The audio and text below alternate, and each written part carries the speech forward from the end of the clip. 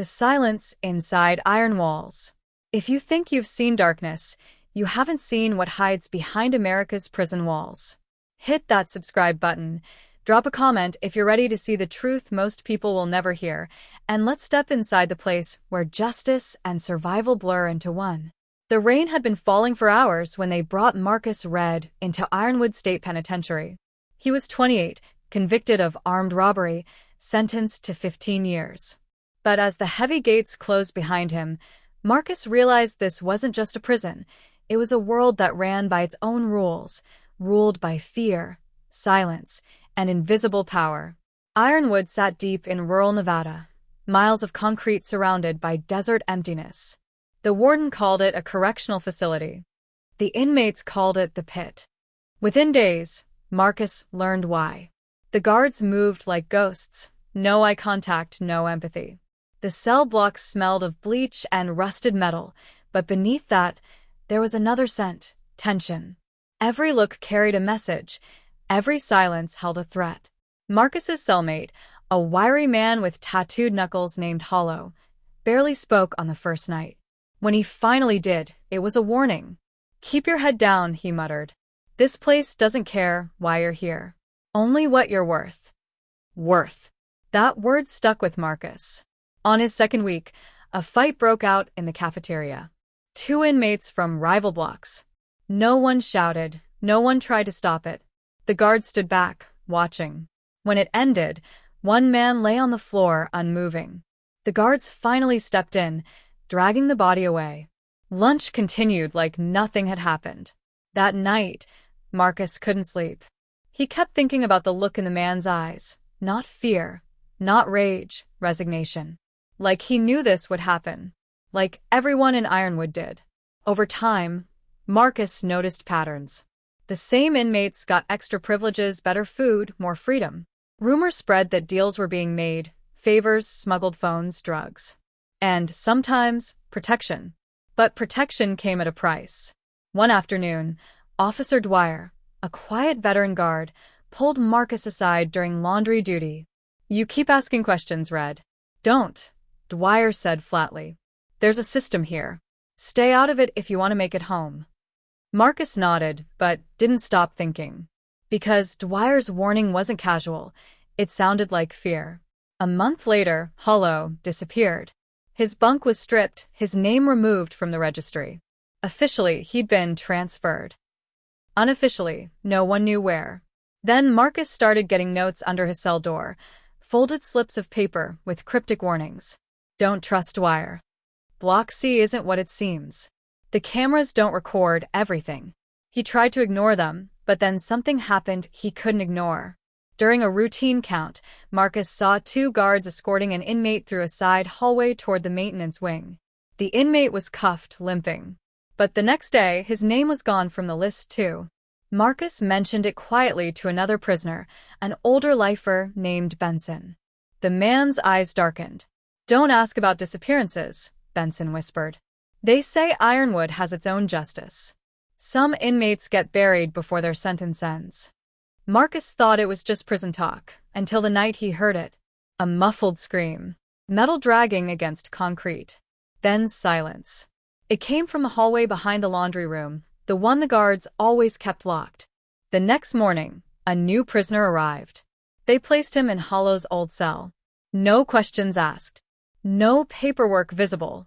That night, Marcus found another note, this time slipped under his pillow. It was written in shaky handwriting. "They know you saw. Block C, storage room behind the laundry. Find what they're hiding, before they find you." His heart pounded as he read it over and over. The handwriting, he recognized it. It was Hollow's. And Hollow was supposed to be gone. The system within the system. Marcus didn't sleep that night. Hollow's handwriting wouldn't leave his mind. He replayed the message again and again. "They know you saw. Block C, storage room behind the laundry." By morning, he had made up his mind. He had to find out what was happening in that storage room, even if it meant breaking every rule that kept him alive so far. Laundry duty came twice a week, supervised by Officer Dwyer and a younger guard named Torres. The inmates sorted uniforms and bedding while guards smoked near the door, half watching. That was Marcus's window. He timed everything, which carts were used, where the keys hung, which guards looked away the longest. Weeks of observation built his courage until one Tuesday afternoon, when a sudden power flicker hit the block. The lights dimmed, alarms beeped, and for 20 seconds, the cameras reset. Marcus slipped away. The hallway behind the laundry room was colder than he expected, narrow, dim, lined with locked doors and flickering bulbs. The smell of bleach grew stronger the deeper he went. Then he saw it, the small steel door labeled Sea Storage. It was padlocked, but the chain was old. He pressed his ear to the metal.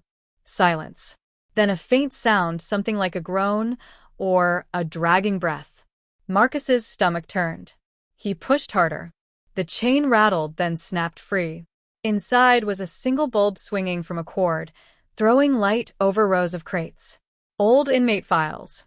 Boxes of confiscated items. And, in the corner, a door. Smaller, half hidden behind stacked chairs. He pulled it open. Concrete stairs descended into darkness. The air was damp, metallic. He hesitated for a long second, then went down. At the bottom, he found a narrow basement lined with rusted pipes. There were cameras mounted along the walls, but their wires had been cut. He saw another door, heavy reinforced. A slot for observation. He crouched to look through it. Inside was a small holding room, and someone was there. A man. Shackled to the wall, barely conscious. His lips moved, whispering something Marcus couldn't hear. The man's jumpsuit was faded, his number tag torn off. Marcus backed away, breathing hard. That's when a voice echoed behind him. "Red, you shouldn't be here." He turned. Officer Dwyer stood at the top of the stairs, flashlight in hand, face unreadable.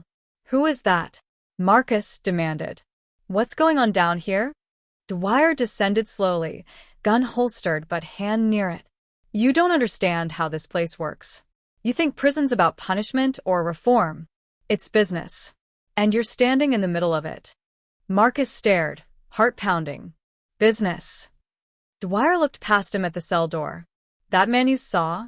He's not on record. Neither are half the men who disappear here. They're ghosts, inmates marked as transferred, but they never leave." The air grew heavy. Marcus whispered, "You mean they're kept here?" Dwyer's jaw tightened. "For favors. For silence. Sometimes for money. Warden gives the orders. Guards follow them. Nobody asks questions." Marcus stepped back. "You're part of it." Dwyer shook his head. "I used to look the other way. But now, I'm getting out. I've got a kid.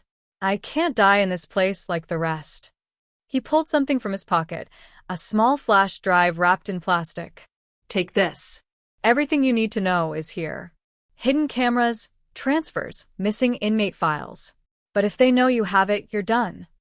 Before Marcus could speak, voices echoed from the hallway above. Radios crackled. "Block C to laundry. We've got movement." Dwyer shoved the flash drive into Marcus's hand. "Go. Now." Marcus turned and sprinted through the basement corridor. He climbed the back stairs leading to the shower block, hiding the drive under a broken tile. Footsteps thundered behind him, voices shouting his name. He barely made it to his cell before lockdown hit. Hours passed in silence. The prison hummed with tension. Guards searched cells, dogs barked, but Marcus kept calm. When they left, he reached under the mattress. Hollow's last note was still there. But now, another slip of paper was tucked under it. New handwriting. Dwyer didn't make it out. They found him in the boiler room. Marcus's blood ran cold. He sat back against the wall, staring at the ceiling, realizing the truth. Ironwood wasn't just a prison. It was a system designed to hide itself. And now he was part of its secret. The Forgotten Men. If you've made it this far, you already know what happens inside American prisons isn't what you see on the news. The morning after Dwyer's death, Ironwood felt different. The guards moved in pairs, the inmates whispered less, and rumors spread like wildfire. Some said it was suicide. Others swore they heard shouting before the alarms. Marcus knew better. He kept his head down during roll call, but his mind was racing. The flash drive Dwyer gave him was still hidden under the cracked tile in the shower block.